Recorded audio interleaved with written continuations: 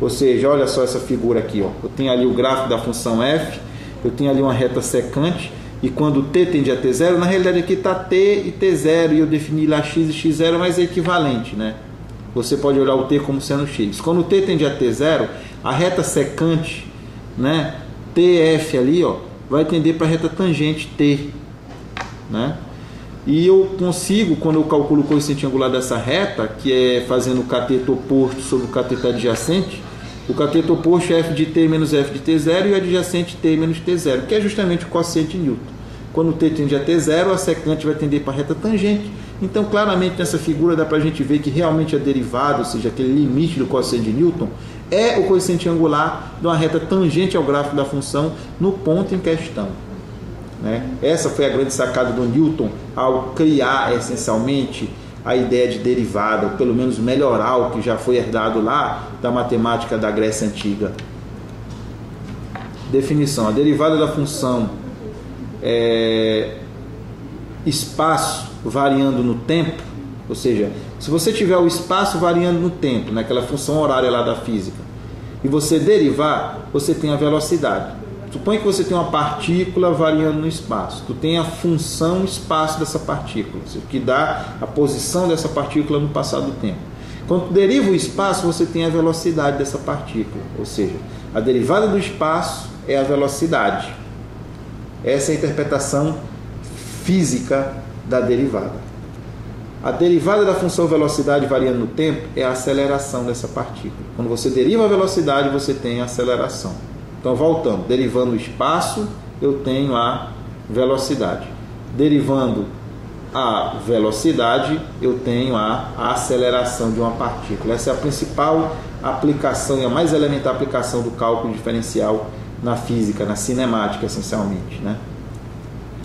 Teorema: toda função derivável em um ponto é contínua nesse ponto. Isso aqui é um clássico teorema do cálculo diferencial também, que relaciona a derivabilidade, ou seja, as funções deriváveis com continuidade, ou seja, as funções contínuas.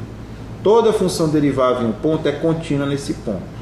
Porém, nem toda função contínua é derivável no ponto referido.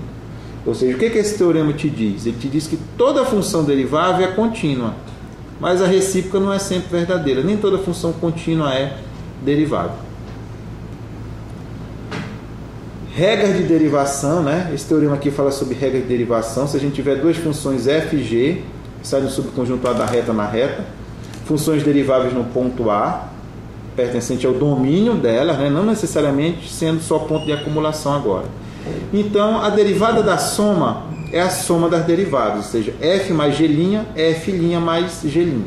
Derivada da soma é a soma das derivadas. A letra B, a derivada do produto não é o produto das derivadas como a gente pode pensar, né? A derivada do produto, f vezes g derivada, é a derivada da f vezes a g, mais a f vezes a derivada da g. Ter cuidado com isso. A derivada do produto não é o produto das derivadas. A derivada do produto é a derivada da primeira vezes a segunda, mais a primeira vezes a derivada da segunda. Ou seja, f' g mais fg'. A derivada do quociente também não é o quociente da derivada. F sobre g' é f' vezes g menos f vezes g' sobre g elevado ao quadrado. Quando eu digo f', eu estou falando a derivada de f, né? Quando eu digo g', eu estou falando a derivada da g. Então, f sobre g', ou seja, a derivada de f sobre g, a derivada do quociente, a derivada do numerador da f vezes a função denominador, menos a função numerador f vezes g', a derivada da função denominador, sobre a função denominador g elevado ao quadrado. Ok? Então, essas regras que nós vimos aí são as regras que norteiam o cálculo da derivada. Derivada da soma, derivada do produto, derivada do quociente. Com isso, vai se ganhar muito no trabalho de ficar brincando de derivar função, né? Agora, uma nova conversa. Uma função real afim é uma função do tipo A contido na reta indo para a reta, né? Essa função que transforma o número real no número real, onde a gente tem que f de x é ax mais b, com a e b números reais. Então, toda função que tem essa cara ax mais b é chamada de função afim, que as pessoas chamam de função do primeiro grau, né? Mas o número verdadeiro dela mesmo é função afim, porque a função não tem grau. Quem tem grau é polinômio. Mas enfim, essa é a chamada função afim. E a derivada da função afim, quem é? Como é que eu derivo a função afim? Se a gente pode botar isso lá no quociente de Newton, fazer aquela conta daquele limite, ou então ver a derivada da função f de x, ou seja, f' de x é a. Por quê? Eu vou derivar a x mais b, então a derivada da soma é a soma das derivadas. A derivada do b, que é o número, a derivada da constante é zero, nós vamos ver isso. E a derivada de ax é a, ou seja, o x está elevado ao expoente 1. Esse expoente baixa, multiplicando a, né? Então a vezes 1 é a, e eu tiro 1 do expoente do x, 1 menos 1, 0, então fica x elevado a 0, que é 1. Então a derivada daquela f de x igual a x mais b é só a, né? Como eu estou falando aí essa afirmação, a derivada da função constante, f de x igual a é zero. Quando você vai derivar um número, isso é zero. A derivada da função constante é sempre zero. A função real quadrática é uma função do tipo, né? Esse tipo ali, fx igual a x quadrado mais bx mais c, com ABC reais, que é chamada função do segundo grau, né? Função quadrática. Quem é a derivada da função quadrática? É 2ax mais b. Pela mesma regra, né? Eu vou derivar x quadrado mais bx mais c. Eu vou derivar essa soma. A derivada da soma é a soma das derivadas, como nós vimos. Então, é a derivada de c, né? Que é zero, porque c é constante. Que é a derivada de bx? É b, né?